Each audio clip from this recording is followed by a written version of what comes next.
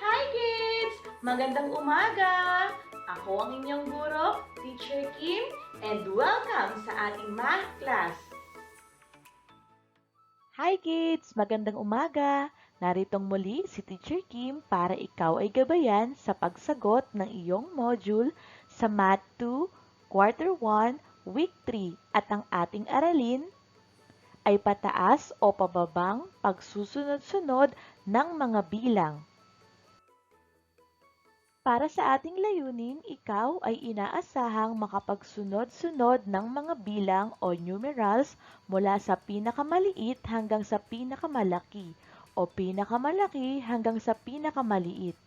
Ikaw din ay inaasahang mahambing ang mga bilang gamit ang mga simbolo na mas malaki, mas maliit, at magkapareho.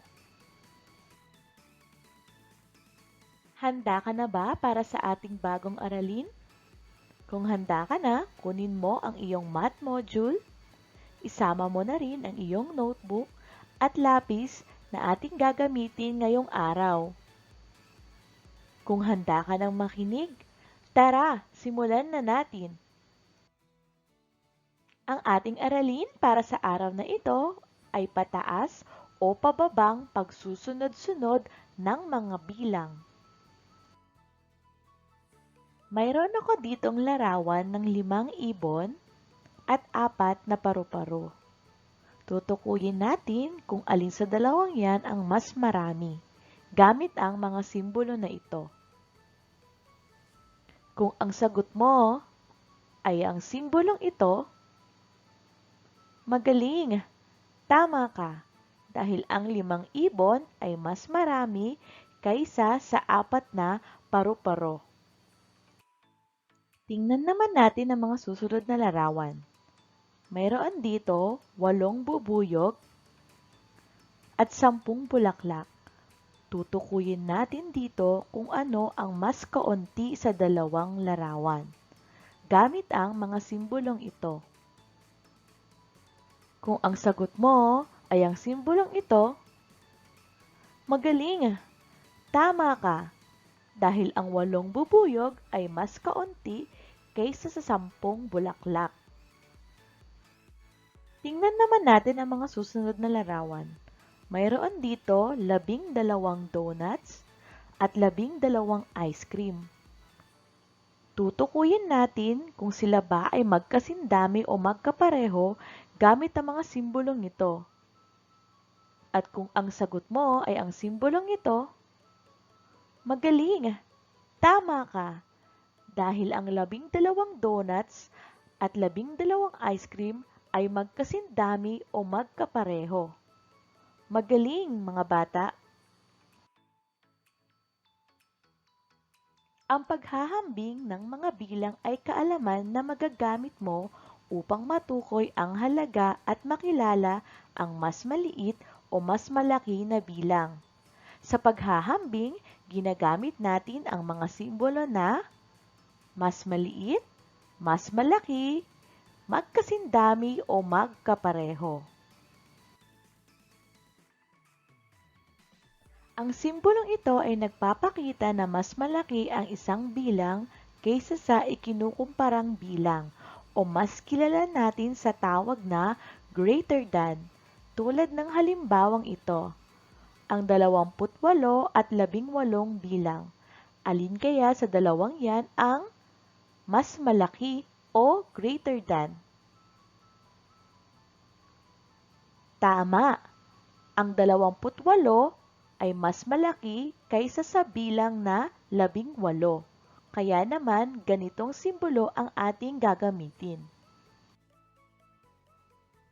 Ang simbolong ito ay nagpapakita na mas maliit ang isang bilang kaysa sa ikinukumparang bilang o mas kilala natin sa tawag na lesser than, tulad ng halimbawang ito, 18 at 28 bilang. Alin kaya sa dalawang bilang na yan ang mas maliit o lesser than? Tama! Ang 18 ay mas maliit na bilang kaysa sa 28.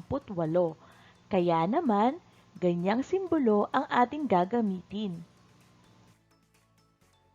Ang simbolong ito ay nagpapakita na magkasindami o magkapareho lamang ang mga bilang o mas kilala natin sa tawag na equal.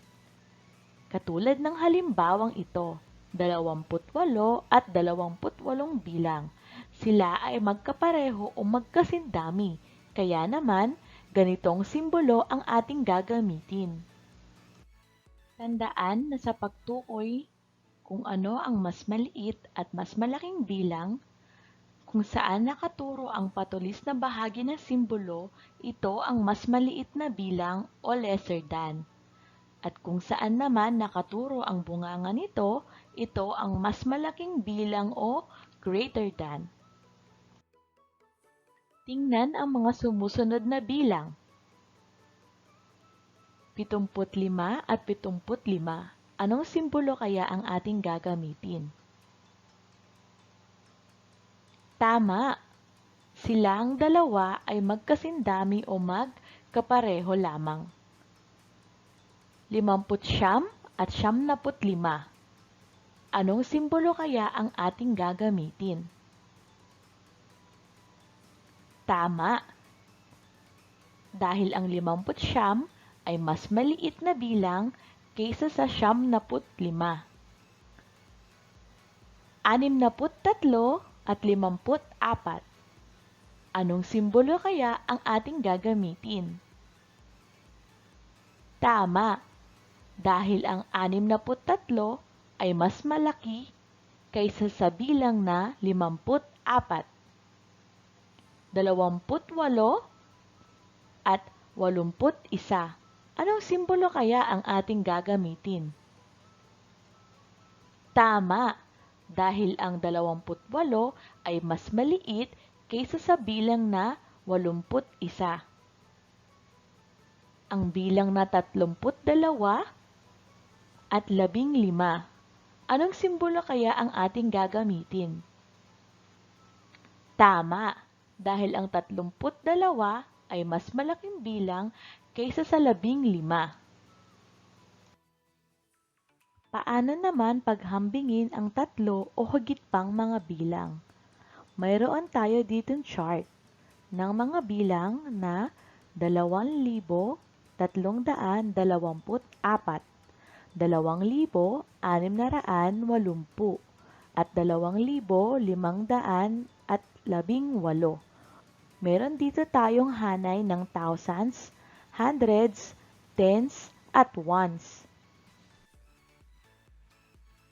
Una, paghambingin ang digits na may pinakamalaking halaga o value. Unahin natin ang digits na nasa hanay ng thousands. Lahat ng digits dito ay pareho. Kung magkapareho ang digits na nasa thousands, paghambingin ang kasunod na digits. Tingnan natin ang mga bilang o digits sa hanay ng hundreds. Mayroon ditong 3, 6 at 5. Ang 6 ay mas mataas kaysa sa 5 at 3 na bilang.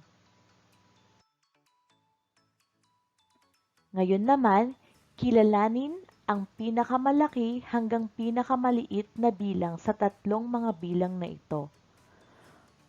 Una, 2,324. Ang pangalawa ay 2,518. At panghuli, 2,680. Pagsunod-sunurin ang bilang ayon sa ayos na hinihingi. Pinakamalaki hanggang pinakamaliit o greatest to least.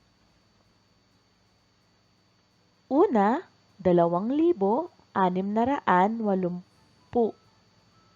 2,518 at 2,324. Tandaan, sa pagsusunod-sunod ng mga bilang mula pinakamaliit hanggang pinakamalaki at pinakamalaki hanggang pinakamaliit, Laging magsisimula sa may pinakamalaking halaga o value ng bawat digit. Narito ang mga iba pang halimbawa ng pagsunod-sunod ng bilang mula sa pinakamalaki hanggang sa pinakamaliit o greatest to least. Mayroon tayo ditong 2,362, 1,543, at 6,734. Alin kaya sa mga bilang na yan ang pinakamalaki? Kung ang iyong sagot ay 6,734, magaling! Tama ka! Susunod dito ay 2,362 at ang pinakamaliit sa tatlong bilang ay 1,543. Sunod naman ay 4,362, 4,543, at 4,734. Kung mapapansin, halos pareho ang mga digit na nasa thousands. Alin kaya sa mga bilang na yan ang pinakamalaki? Kung ang sagot mo ay 4,734, magaling! Tama ka! At ang susunod naman dito ay 4,543 at ang pinakamaliit sa kanilang tatlo ay 4,362. Sunod naman ang mga bilang na 3,861, 5,243, at 7,133. Alin kaya sa mga bilang na yan ang pinakamalaki? Kung ang sagot mo ay 7,133, magaling! Tama ka! Dahil ang 7,133 ang pinakamalaki sa tatlong bilang. Susunod dito ay 5,243 at ang pinakamaliit ay 3,861. Magaling mga bata! Narito naman ang mga iba pang halimbawa ng pagsunod-sunod ng bilang mula sa pinakamaliit hanggang sa pinakamalaki o least to greatest. Mayroon tayo ditong 2,362, 1,543, at 6,734. Alin kaya sa mga bilang na yan ang may pinakamaliit? Kung ang sagot mo ay 1,543, magaling! Tama ka! Dahil ito ang pinakamaliit na halaga sa kanilang tatlo. Ang susunod dito ay 2,362 at panghuli ay 6,734. Susunod, mayroon tayo ditong 4,734, 4,543, at 4,362. Alin kaya sa tatlong bilang na yan ang may pinakamaliit na value? Kung ang sagot mo ay 4,362, magaling! Tama ka! Dahil ang bilang na ito ang may pinakamaliit na value sa kanilang tatlo. Ang susunod dito ay 4,543 at panghuli ay 4,734. Susunod naman ay 3,861, 7,133, at 5,243. Alin kaya sa tatlong bilang na yan ang may pinakamaliit na value? Kung ang sagot mo ay 3,861, magaling! Tama ka! Dahil ang 3,861 ang may pinakamaliit na value sa kanilang tatlo.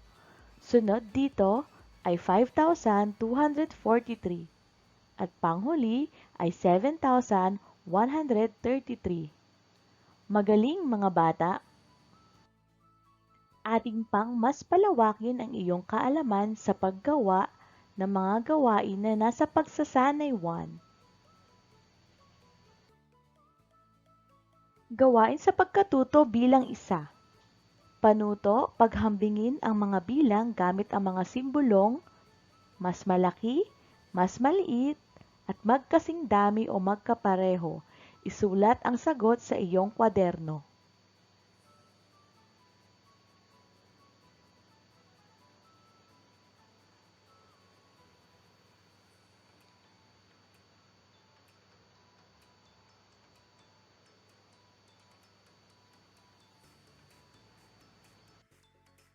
Gawin din natin ang mga gawain na nasa pagsasanay bilang 2. Gawain sa pagkatuto bilang 3. Panuto, paghambingin at pagsunod-sunurin ang mga bilang ayon sa hinihingi. Isulat ang sagot sa iyong kwaderno. Una, pinakamaliit hanggang sa pinakamalaki. Pangalawa, pinakamalaki hanggang sa pinakamaliit. Pangatlo, pinakamalaki hanggang sa pinakamaliit.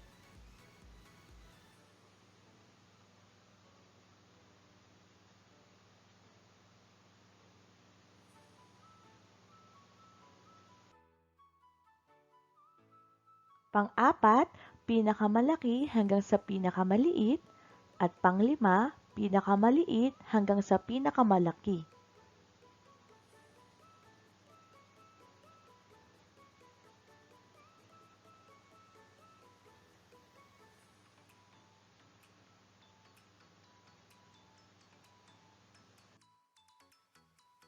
Narito na tayo sa ating paglalahat. Tandaan, ang mga bilang ay maaaring ayusin mula sa pinakamaliit hanggang sa pinakamalaki o least to greatest o pinakamalaki hanggang sa pinakamaliit o greatest to least. Depende sa kanilang place value o posisyon. Sa ganitong paraan, makikita kung alin ang may pinakamalaking halaga o kaya naman ay pinakamaliit na halaga. Ginagamit sa paghahambing ang mga simbolo na ito: mas malaki, mas maliit, magkasindami o magkapareho, upang maipakita ang bilang na mas malaki, mas maliit at magkasindami. Dumako na tayo sa ating refleksyon.